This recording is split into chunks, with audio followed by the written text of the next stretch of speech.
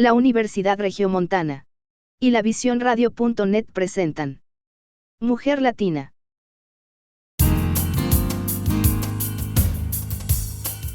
Bienvenidos a Mujer Latina, su espacio semanal que hacemos aquí en la Universidad Regiomontana de Monterrey, México, y que también se transmite en la Visión Radio en Atlanta, Georgia. Soy Leticia Treviño y como siempre me da mucho gusto saludarlos. Hoy vamos a hablar de historia. Vamos a conocer en qué consistió la toma de Tenochtitlan en el 500 aniversario de este acontecimiento de encuentro entre mexicanos y españoles. Mujer Latina, mujer de hoy, mujer latina, mujer sin límites, mujer latina, mujer que va contigo. Comenzamos.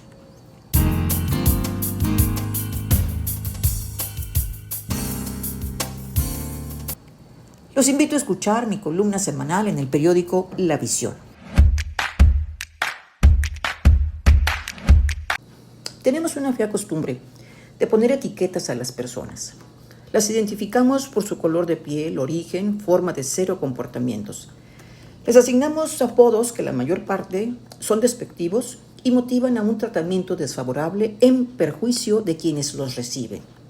En México tenemos términos en relación con el color de piel y o comportamiento, como prieto, indio, naco, negro, gato, pipirisnais, chairos, jotos. Otros que atribuyen características físicas, ideología u origen como enano, comunistoide, ranchero, ruco. Uno más que se incorpora a la lista es huaychican, para referirse a una condición que combina el color blanco de piel, la nacionalidad mexicana y un estilo de vida con lujos y privilegios. Pudiera equivaler en cierta forma a fifí o a fresa. La palabra es de origen desconocido, aunque ya hay literatura suficiente al respecto. Al parecer, surgió en el 2018 a través de una cuenta de Twitter para hablar de los mexicanos blancos con estilo de vida ostentoso. Los administradores de esta cuenta, que prefieren el anonimato, señalan que lo hicieron para reírse de sí mismos, algo así como lo hacía Luis de Alba con el Pierrurris. Son mexicanos que viven con lujos y que no son ni morenos ni prietos. Son personas que presumen de sus privilegios, ya sean económicos, profesionales o educativos, además de discriminar a aquellos que no pertenecen a este círculo. Representan a ese sector privilegiado de la sociedad que no conoce la realidad del país y que viven en una esfera y cree que todos los mexicanos tienen las mismas oportunidades. Todo esto lo señaló uno de sus creadores. Los white Mexicans se les critica por su estilo de vida, exhibido con humor u orgullo. En varias cuentas de Twitter como @los white Mexicans hay mensajes de quienes se enorgullecen de serlo, pero también hay agresiones evidenciando el clasismo o lo que algunos denominan el racismo inverso. El 20 de junio pasado, la periodista y doctora de Harvard, Viridiana Ríos, publicó una infografía titulada Los privilegios de White Mexican, en el que señala que las personas de tez blanca, llamados así White Mexicans, tienen más privilegios y oportunidades en el ámbito laboral y educativo, contrario a las personas de tez morena u oscura. Señaló a México como un país clasista y racista, dado que el éxito no solo se debe a los méritos, sino al color de la piel. A esta publicación hubo muchas reacciones en redes sociales, la mayor parte con molestia o ataques a la escritora. Algunos académicos han estudiado las desigualdades económicas y discriminación en función al color de la piel. Por ejemplo, según la encuesta de movilidad social 2015, el módulo de movilidad social intergeneracional 2016 y la encuesta de movilidad social 2017, conforme a su terminología de clasificación, el 88% de la población mexicana se identifica como morena y el 12% con tono blanco. Entre los morenos predomina el tono claro con un 36%. Así pues, la gran mayoría de los mexicanos somos morenos. La escolaridad promedio de la población con tono de piel claro es mayor. La población con menores ingresos está integrada en mayor proporción por personas con un tono de piel moreno oscuro. Asimismo, son más susceptibles a tener mayores índices de desempleo y peores condiciones de salud y escolaridad. Su nivel de movilidad social es bajo. El tema de los white Mexicans motivó a profesionales y famosos como Yalitza Aparicio, Tenoch Huerta y Fátima Molina, entre algunos, a realizar un movimiento social que busca reivindicar el color de la piel, bajo el hashtag Poder Prieto y donde hay prieto o prietura, hay sabrosura, promueven mensajes en contra de los estereotipos en busca de igualdad de oportunidades y espacios. Ante la desigualdad y discriminación van de la mano, con los white Mexicans no es así. El término no es despectivo como lo puede ser indio, prieto o negro. Más bien se considera clasista. Es una versión humorística de crítica social al clasismo y confirma la desigualdad en el país que se relaciona con educación, oportunidades y empleos. Pero esto no es nuevo. El sistema de castas existió desde la época de la colonia cuando se organizó a la sociedad según la raza. La discriminación, lamentablemente, es un problema histórico que persiste a nivel cultural y se expresa en narrativas, comportamientos y dinámicas sociales. Existe en todas partes y en todas las épocas, y lo que es peor, es un problema de estructura cultural que se transmite entre generaciones. El problema de ser white Mexican, o indio, o prieto, o naco, es buscar un beneficio de las diferencias, hacer uso de los privilegios y no hacer nada para enmendar el error. Es momento de dejar de fiscalizar el tono de piel, rasgos biológicos o comportamientos y dejar de reproducir prácticas discriminatorias. Gracias.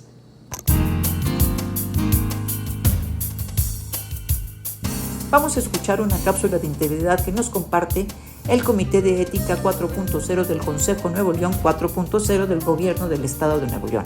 Este consejo analiza todas las implicaciones de la tecnología que se denomina 4.0 o la revolución tecnológica 4.0. Y esta cápsula que vamos a escuchar es un fragmento de la conferencia que ofreció la ingeniera Gabriela Domínguez, asesora en valor compartido de Cemex, en el Congreso de Ética en la Industria 4.0 organizado por esta dependencia.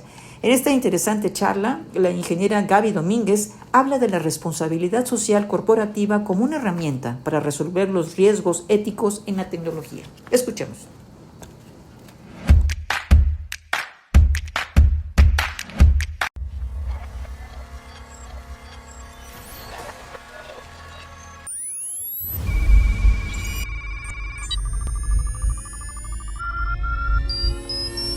Vengo a hablarles un poco sobre Cemex y lo que estamos haciendo. Cemex es una empresa regiomontana, nos dedicamos básicamente a cemento, agregados y al concreto. Actualmente, en lo referente a la industria 4.0, tenemos automatización en muchas de nuestras plantas a través del mundo, y en especial lo que vengo a hablar ahora es cómo nosotros tratamos los riesgos éticos que vienen con toda la industria 4.0 mediante la responsabilidad social corporativa. Desde el 2004 nos adherimos al Pacto Mundial de las Naciones Unidas. El Pacto Mundial básicamente son 10 principios que tienen que ver con derechos humanos, trabajo, medio ambiente y anticorrupción. ¿Por qué buscamos esto? Porque sabemos que las empresas no viven aisladas de la sociedad. Si la sociedad no está económicamente bien, nuestra empresa difícilmente va a tener éxito. Por esto también estamos siguiendo los objetivos de desarrollo sostenible, y más adelante ya seleccionamos nuestros 5 objetivos prioritarios, que es crecimiento económico, vida en la tierra, cambio climático, ciudades sostenibles y innovación. El mundo necesita soluciones distintas, innovadoras, disruptivas, pero centradas en las personas. Para esto ocupamos el valor compartido para generar soluciones. Normalmente la diferencia es filantropía, es fondear acciones de organizaciones de la sociedad civil que componen algún problema social que técnicamente estamos ocasionando. En la responsabilidad social corporativa ya generamos nosotros también ciertos programas para atender estos efectos. Mientras que en la creación de valor compartido lo que hacemos es ver qué problemática tiene la sociedad alrededor de nosotros y lo consideramos una oportunidad para generar negocio y para solucionar todos estos problemas. Y a partir de eso también generamos nuestros pilares de inversión, que son con los que trabajamos a partir de las metas de desarrollo sostenible que escogimos. Tenemos básicamente educación, infraestructura, innovación y protección de la salud y del medio ambiente. Una herramienta muy importante en términos de todo lo que es innovación es el Centro Cemex Tech. Nos ayuda tanto a hacer todo el background para el análisis de las comunidades en las que trabajamos, y también tenemos este premio CEMEXTEC. Está totalmente enfocado hacia proyectos sociales que beneficien a las comunidades donde trabajamos. También tenemos el programa de educación y desarrollo de capacidades para la empleabilidad, que está compuesto por muchos programas específicos para cada una de las zonas donde trabajamos. Nuestros centros comunitarios, tenemos como 20 centros alrededor del mundo, y con esto hemos logrado detonar muchos negocios propios y han sido utilizados por más de 500,000 usuarios. En cuanto al empoderamiento de la mujer, hemos trabajado muy de la mano desde hace como 30 años con ANSPAC en la generación de competencias para que las mujeres puedan hacer sus propios negocios igualmente. Y en el caso de empleabilidad de los jóvenes, tenemos varios programas atendiendo. Tenemos una meta de haber capacitado a 65,000 jóvenes para el 2022. Actualmente, al 2018 ya llevamos 40,000 jóvenes. El voluntariado es una de las herramientas que también utilizamos para capacitar a las generaciones del mañana. También hemos hecho ciertas cosas para mitigar también estos riesgos éticos que son más en cuanto a protección de datos personales. Lo que tenemos, básicamente el área con esto ha logrado impactar a 16.1 millones de socios comunitarios, 5,000 comunidades, y tenemos actualmente más de 500 alianzas globales activas. Todo esto con miras hacia hacia cumplir con la Agenda 2030. Bueno, muchas gracias.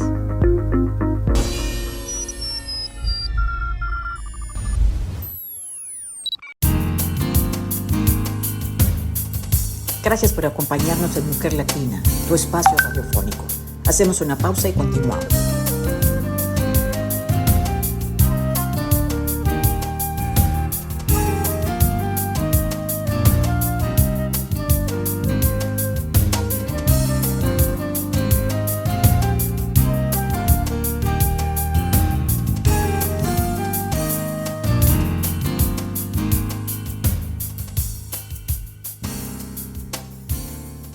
Continuamos con Mujer Latina y me encuentro gratamente acompañada por Gaby Sánchez, nuestra historiadora consentida aquí del programa de Mujer Latina.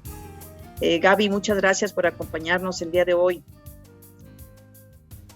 Muchas gracias, Leti. Como siempre, un placer, un gusto nuevamente estar en este espacio que me brindas. Gracias. Muchas gracias. Gaby Sánchez, como saben, es licenciada en Historia por la Universidad Nacional Autónoma de México.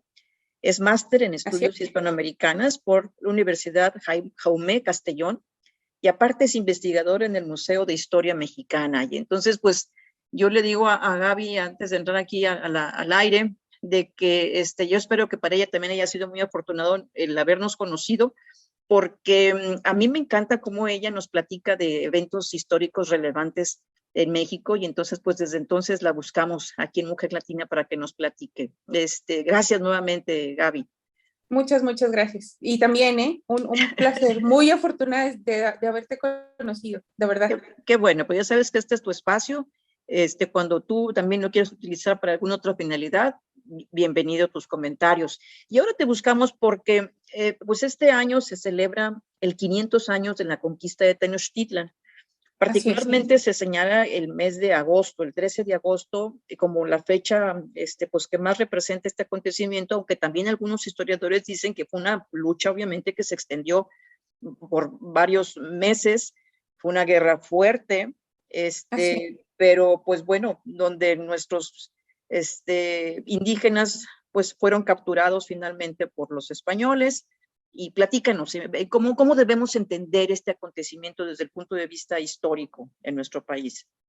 Bueno, en este marco de los 500 años de este evento, el día 13 de agosto, que se marca como la conquista de México, sí, englobada en este gran tenor, como si efectivamente el 13 de agosto hubiera sucumbido todo el territorio mesoamericano. Bien lo señalas y me gusta mucho que lo menciones así como la conquista de Tenochtitlan, porque efectivamente eso fue. la conquista de una ciudad, la caída después de varios años de esta lucha que Hernán Cortés con sus huestes y ayudado, por supuesto, con sus aliados indígenas, toman prisionero pues al último Tlatoani, a Cuauhtémoc, que se encontraba en la ciudad de Tlatelolco, la ciudad hermana de Tenochtitlan, que todavía estaba representando por ahí la resistencia indígena, y se da por finiquitado, por decirlo de alguna manera, pues lo que hemos llamado como el gran imperio mexica, ¿no? Esta fecha eh, es representativa, sí, porque marca el inicio de una nueva organización. Un dominio que, bueno, está marcado precisamente por ya estos españoles con todos sus aliados. Se menciona mucho también por ahí, pues hay una serie de cosas, de mitos, si quisiéramos llamarle, o imaginarios de que efectivamente los españoles nos conquistaron. Sin sus aliados indígenas, sin sus aliados tlaxcaltecas, texcocanos, Hernán Cortés pues no hubiera logrado prácticamente nada, ¿verdad? Entonces, ¿cuándo empieza realmente esta conquista? Bueno, pues empieza prácticamente 2 años antes, en 1519, en abril, cuando Cortés pues, se instala o desembarca en la isla de San Juan de Ulúa, ahí frente a lo que es la ciudad de Veracruz, al puerto de Veracruz, y pues emprende propiamente ya esta campaña de descubrimiento y con posibles miras a conquistar a un imperio que ya le han contado, pues es resplandeciente, es lujoso, tiene oro, tiene todas joyas y bueno, Cortés lo que está buscando es propiamente el reconocimiento pues, como conquistador, pero pues también obviamente hacerse con algo para él y sus huestes. En 1519, en ese mismo año, pero ya en el mes de noviembre, Cortés tienen este primer encuentro con Moctezuma, ya ahí propiamente en la ciudad de Tenochtitlan, en lo que ahora es el Hospital de Jesús, para los que más o menos ubican o conocen la Ciudad de México.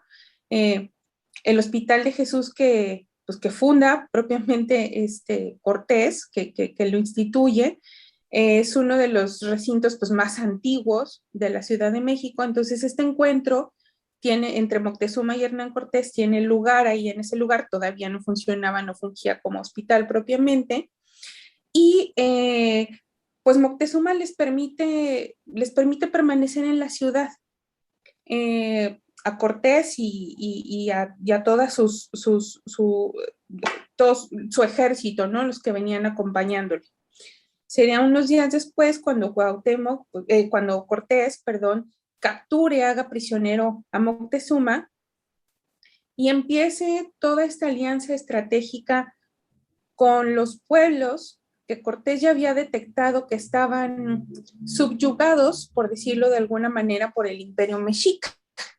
Entonces, Cortés, muy inteligentemente y con la ayuda de sus traductoras, específicamente de la Malinche, Malitzin o Doña Marina, pues ya emprende toda esta serie de alianzas con estos pueblos para armar una estrategia que devino eventualmente pues en un asedio a la capital. Ya por ahí en el siguiente año, en 1520, Cortés se da cuenta que está en una posición un poco vulnerable, porque a final de cuentas imaginémonos o recordemos que la Ciudad de México, lo que era Tenochtitlan, pues no estaba de ninguna manera como está ahora. Eran islas, eran islotes. Entonces estaba bordeado de agua. Ajá. Cortés se da cuenta por ahí de que, híjole, estoy en una posición pues un poco vulnerable, porque si todos los demás pueblos que aún hacen alianza con los mexicas, me atacan, prácticamente pues estoy rodeada. Entonces sucede este hecho, como él lo predijo, el hecho de lo que se llama como la noche triste, donde son perseguidos, son atacados, tienen que salir huyendo de México Tenochtitlan, se van hacia Tlaxcala, donde nuevamente arman una estrategia militar propiamente, y regresan entonces ya en agosto de 1521, ya armados, no solamente por tierra, sino con unos bergantines que manda a construir, y empiezan el asedio a la ciudad, ¿no? Entonces, desde mayo, la ciudad está sitiada, les cortan todas las provisiones, les cortan el suministro de agua, de alimentos. Entonces, pues la población prácticamente está muriendo.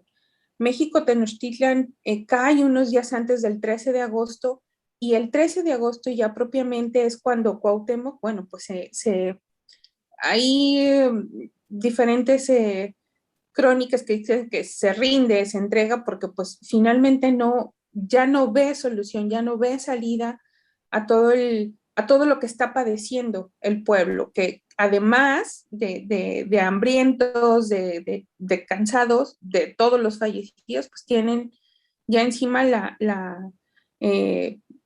pues la viruela, ¿no? Esta terrible enfermedad que también minó a muchísimos mexicas.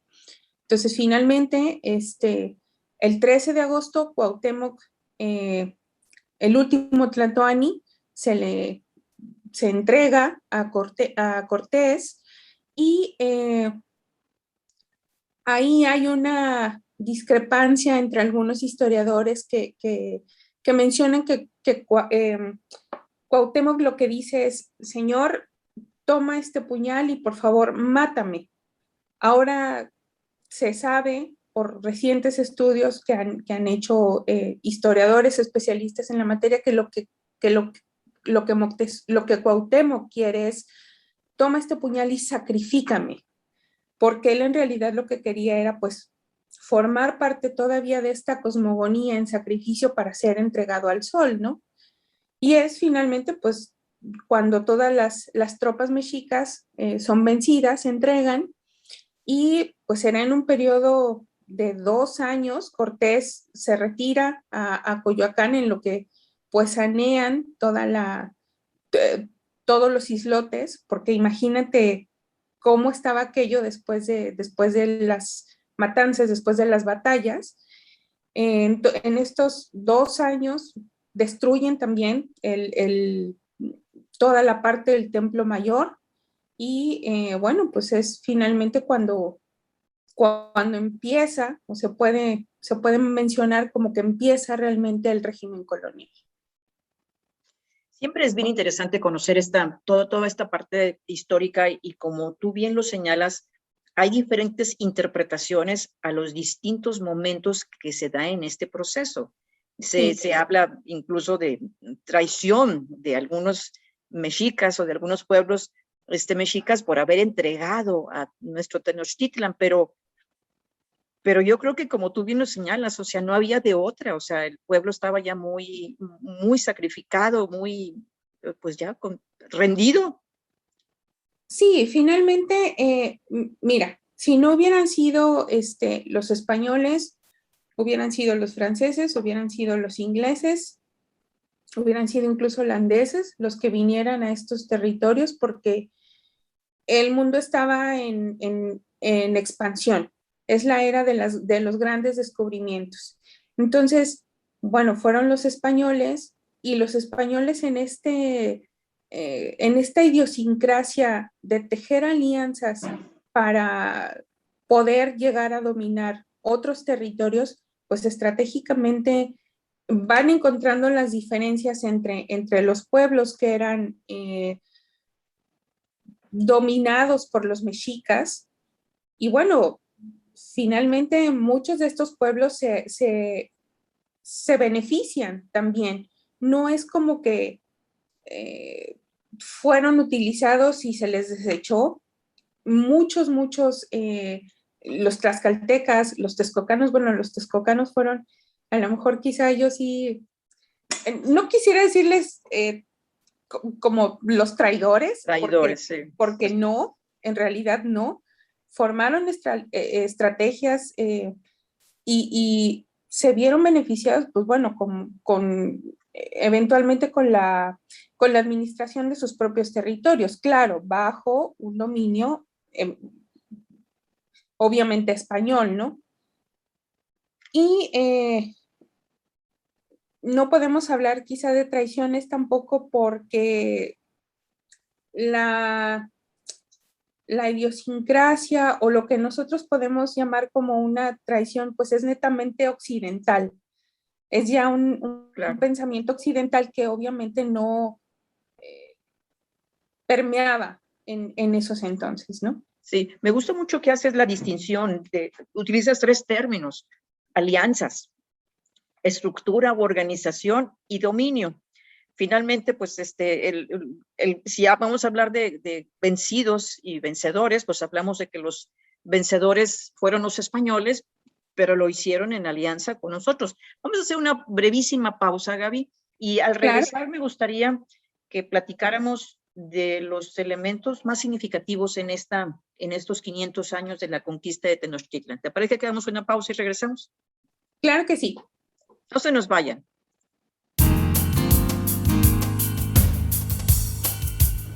Gracias por acompañarnos en Mujer Latina, tu espacio radiofónico.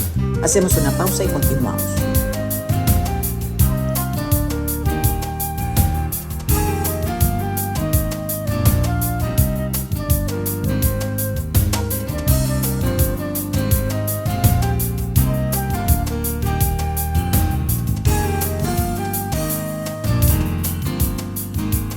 Continuamos con Mujer Latina.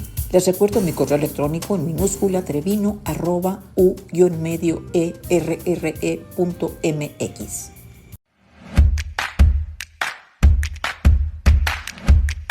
Continuamos con Mujer Latina y estamos platicando con Gaby Sánchez, historiadora del Museo de Historia aquí de Nuevo León, y estamos platicando sobre los 500 años de la conquista de Tenochtitlan. Gaby, a mí me surgen como que varios personajes claves en este proceso de conquista de Tenochtitlan. Uno es Tenochtitlan en sí mismo como la gran ciudad que concentra pues la socialización, la organización, todo lo que teníamos los mexicas. El otro personaje clave que surge evidentemente de Hernán Cortés y su traductora principal, la Malinche. Y los otros personajes, Moctezuma, Cuauhtémoc. ¿Qué te parece si me empiezas a platicar de Tenochtitlan? ¿Qué representa Tenochtitlan? Y que todavía lo tenemos o lo recordamos cada vez que vamos al centro histórico de México, en gran parte. Sí, sin duda, bueno, en este marco nuevamente de las celebraciones, ¿no? De la conmemoración, mejor dicho, conmemoración, que no es una celebración, una conmemoración de los 500 años.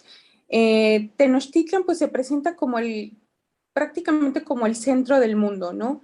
Tenochtitlan, a pesar de que Mesoamérica estaba compuesta por numerosos pueblos, Tenochtitlan tenía esa relevancia quizá por su organización.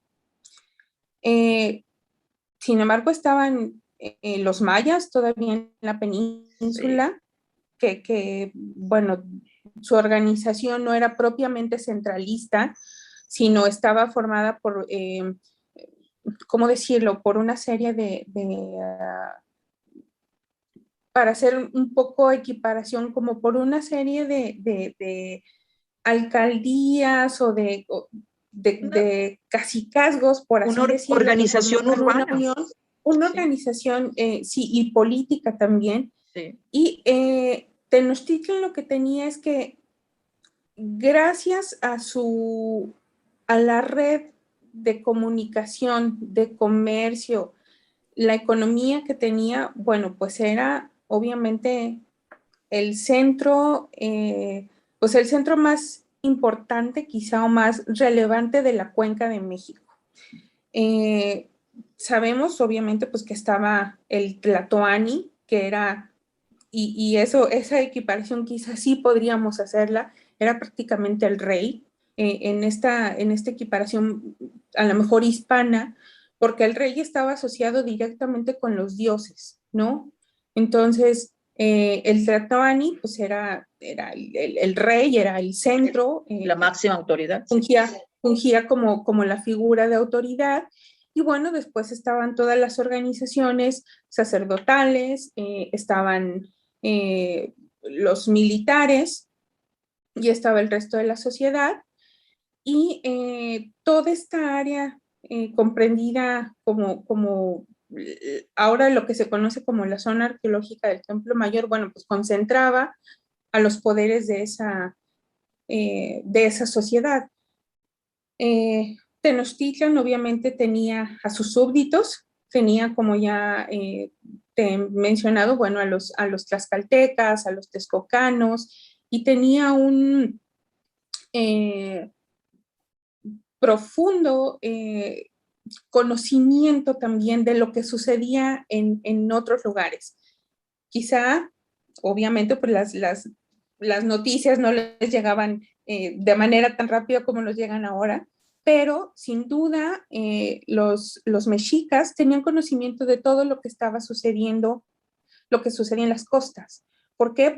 Porque esta misma red de comercio enlazaba también a las noticias. Entonces,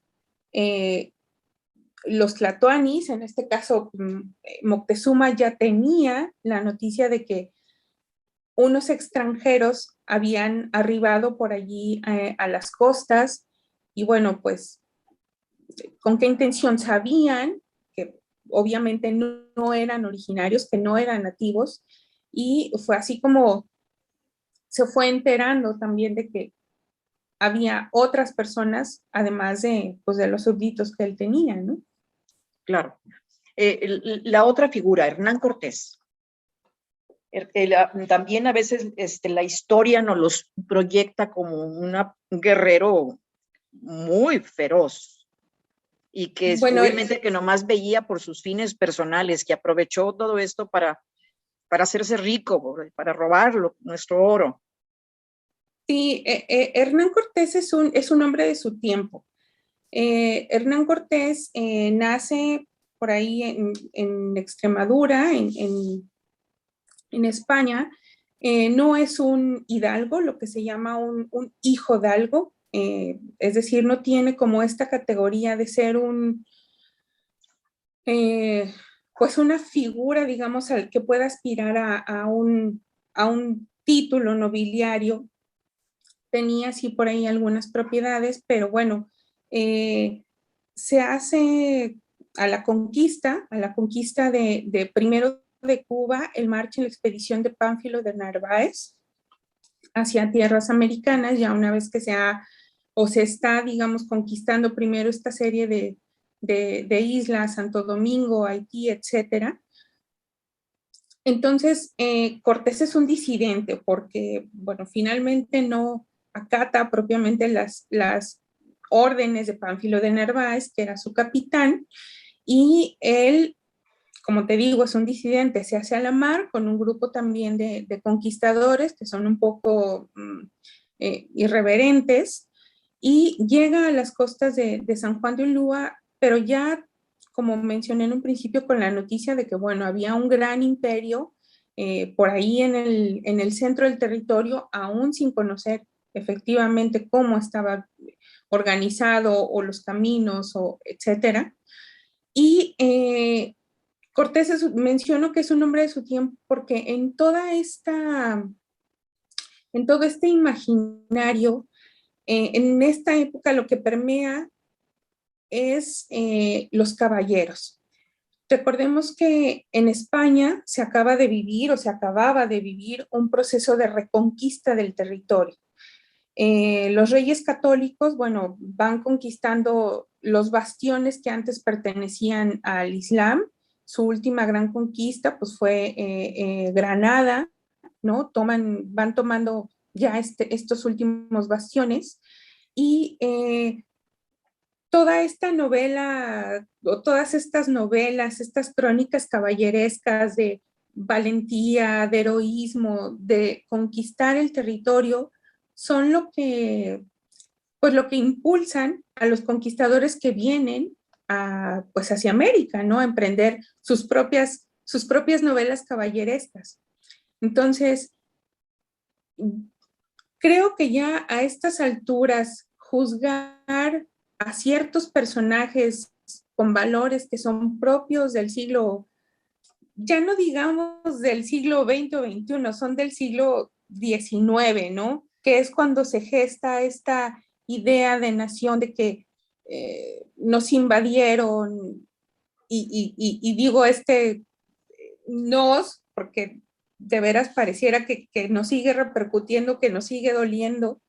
El nos invadieron, el arrasaron con la cultura, pues ya no es permisible, ya debemos alejar, yo creo que un poquito estas ideas de que Cortés efectivamente fue un sanguinario. Bueno, ¿qué conquista no es sanguinaria, no? Claro. ¿Qué civilización más dominante no termina con la otra que no sea de una manera, pues sí, sanguinaria?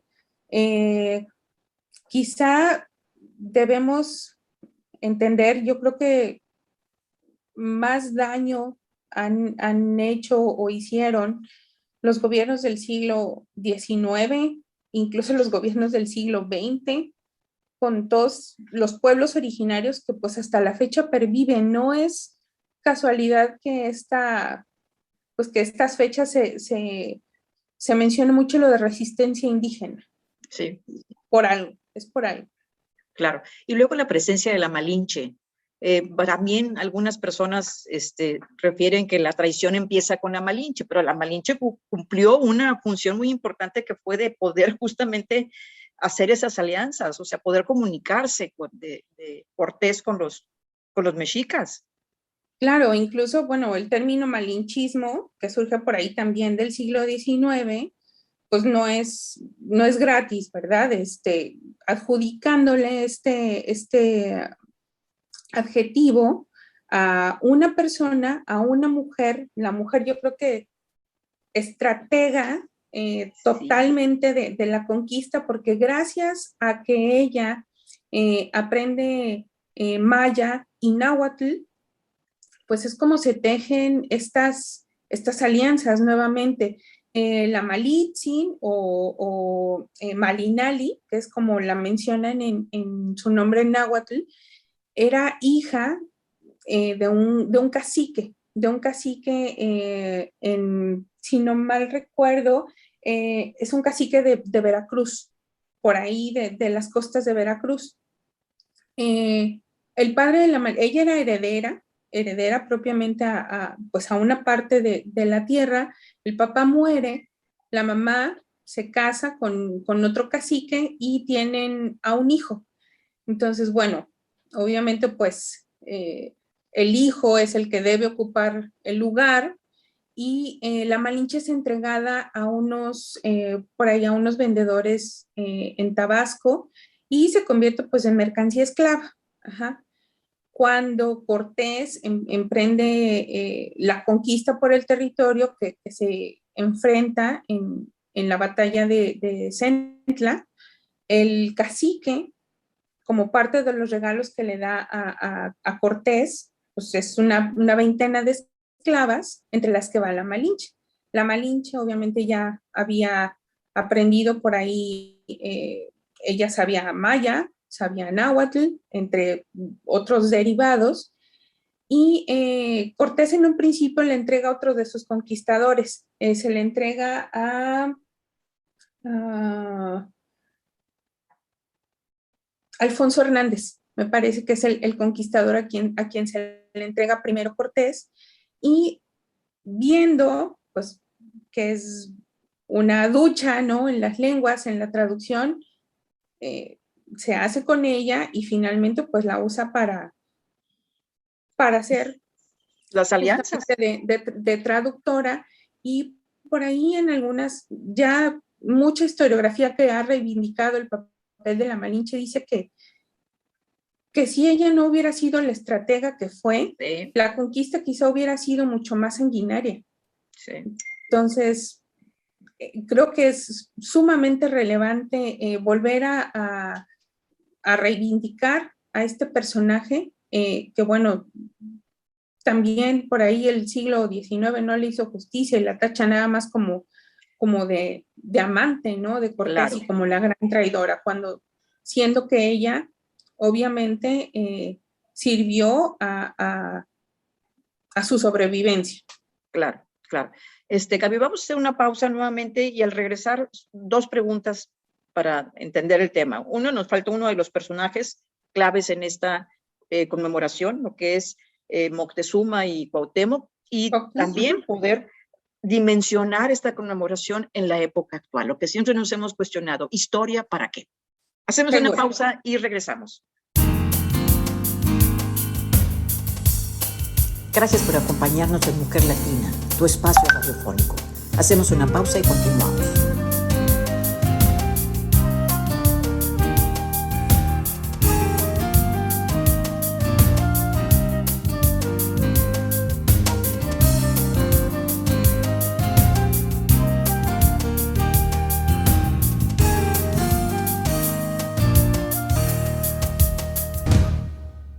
Gracias por su compañía.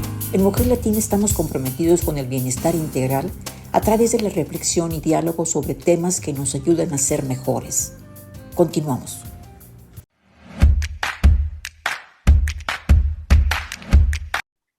Estamos platicando con Gaby Sánchez, investigadora del Museo de Historia de Nuevo León.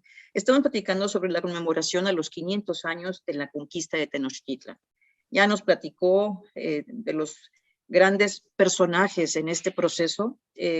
Tenochtitlan por sí mismo como valor urbano, valor que representa toda una serie de valores históricos importantes para nosotros, la figura de Hernán Cortés, asociado con la Malinche, y nos falta también otros dos personajes claves en este proceso, Moctezuma y Cuauhtémoc.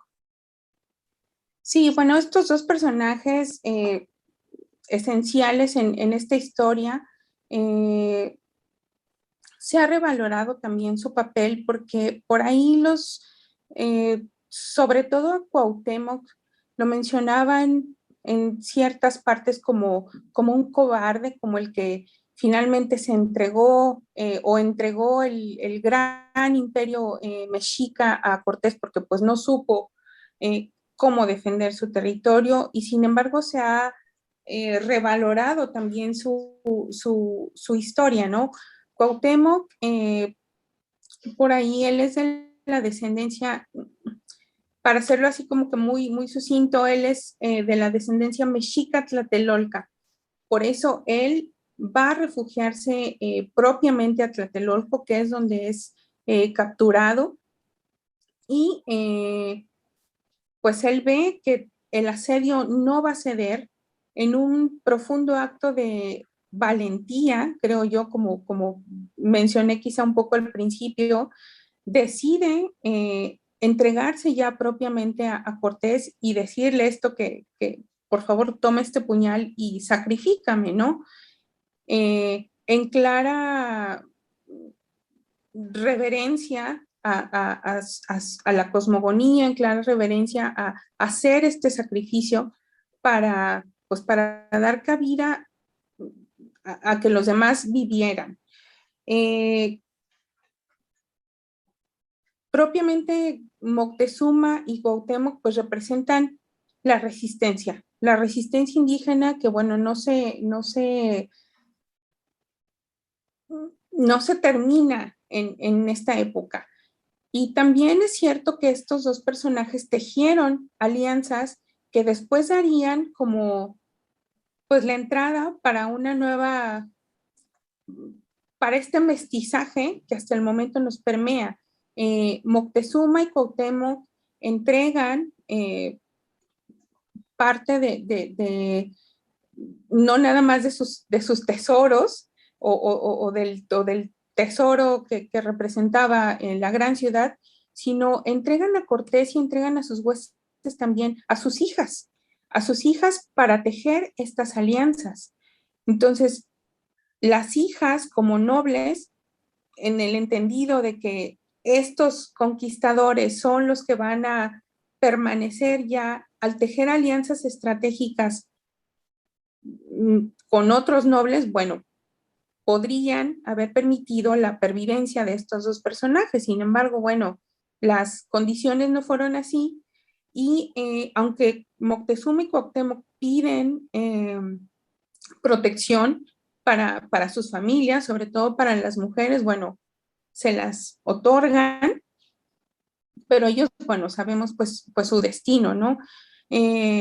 Por ahí respecto a la muerte de Moctezuma, hay también como diferentes fuentes que dicen lo mataron, murió de una piedra cuando de una pedrada, cuando se están levantando el pueblo mexica en 1519, que todavía no permite que los conquistadores pues se establezcan de manera definitiva, o probablemente también los españoles pues lo mataron. Fue por ahí estratégico. ¿Qué es lo que se hace con las cabezas? Pues se elimina. Quitarlas. Así es. Gaby, ¿y cómo podemos redimensionar esta conmemoración? Tú ahorita también señalaste algo que me parece muy interesante. Pareciera que nos doliera una resistencia que todavía sigue. Sin embargo, también señalaste otro concepto muy interesante, un mestizaje que permea desde toda dimensión. Entonces, ¿cómo podemos resignificar esta conmemoración? Yo creo que ahorita lo maravilloso de poder celebrar o de poder conmemorar y de poder hacer un recuento de todas estas, de todos estos acontecimientos, justamente en esta época, es la variedad de información que tenemos al alcance. Amén de todas las ceremonias y renombramientos que se han hecho también por ahí de algunas calles y de algunos espacios, como, bueno, cambiarle el nombre a la avenida Puente de Alvarado por México Tenochtitlan, es válido, pero ¿qué estamos haciendo en realidad de fondo?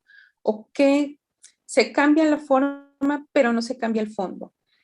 Conmemoraciones como esta nos permiten volver a revisar desde un punto quizá más objetivo, sin tantos adjetivos de traición,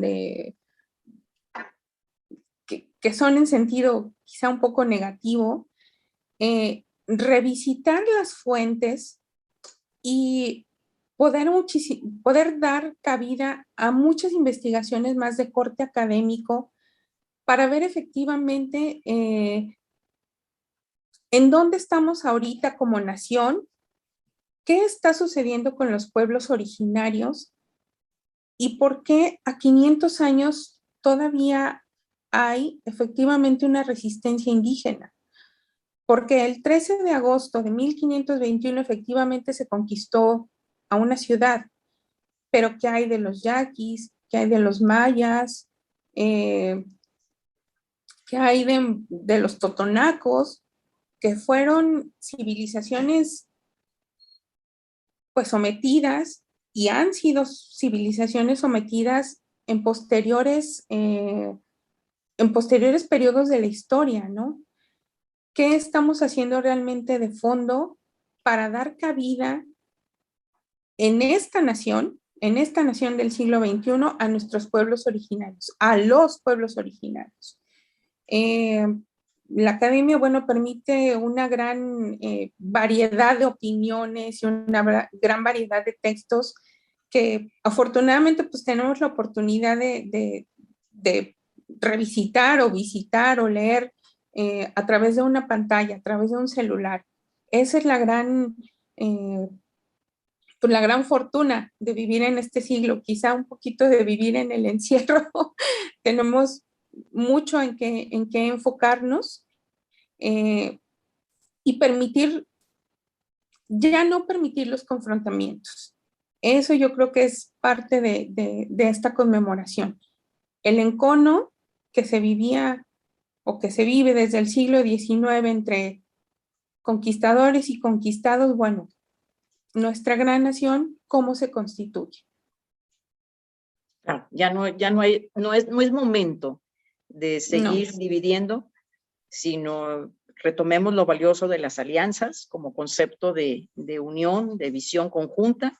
Así y sobre es. todo también esto que haces también referencia a que sí, que bueno que podamos reconstruir los hechos a través de todas estas fuentes informativas que ahora tenemos a nuestra disposición, pero sobre todo para tener mayor conciencia sobre nuestros pueblos originarios, que a veces sobre todo eso seguimos privilegiando la dominación o la falta de respeto o algo.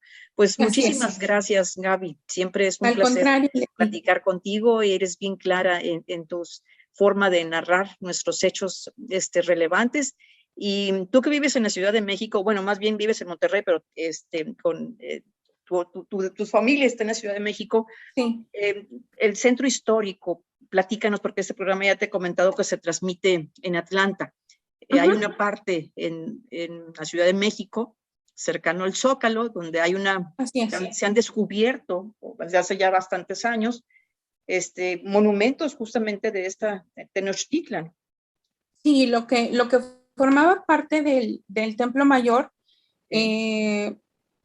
ahora está, digamos, tapado, cubierto por lo que es propiamente Palacio Nacional y parte de Catedral. Sin embargo, desde 1950-54 que empezaron las excavaciones para el metro de la Ciudad de México, bueno, fueron descubiertos parte de los cimientos de lo que era el Gran Teocalli, maravilloso basamento piramidal del que ahora hicieron una reconstrucción por ahí en el Zócalo. Una maqueta. Una gran maqueta. Parte de esos basamentos piramidales están ya al descubierto, se ha hecho. Está el Museo del Templo Mayor, donde uno puede visitar. No sé ahora en pandemia cómo estén los horarios, pero bueno, finalmente tienen su sitio en la red, entonces uno se puede meter al Museo del Templo Mayor y formaban parte de este Gran Teocalli. Hasta hace unos años, me parece que como unos 6, 7 años, el programa de arqueología urbana, que es coordinado por el maestro Raúl Barrera, ha hecho una serie de descubrimientos maravillosos porque se ha encontrado por ahí un gran zompantli, se ha redibujado, digamos, la manera en cómo se pensaba estaba concebido el área del Templo Mayor. Entonces, la disposición que se creía que tenían ciertos edificios resultó que era otra, gracias a este programa de arqueología urbana.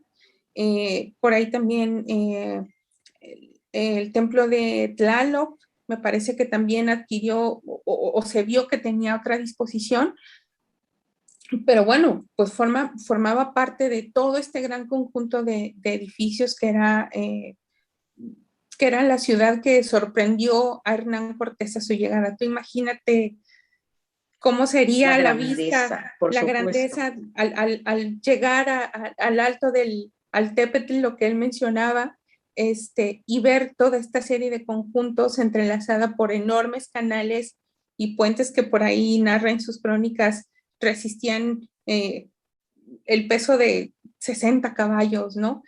Entonces, bueno, gracias a los estudios arqueológicos se ha descubierto, se ha permitido ver cómo estaba conformada la Ciudad de México y se puede obviamente pues visitar, aunque el Templo Mayor no esté abierto, están al descubierto parte de estos basamentos piramidales y cualquier persona los puede admirar.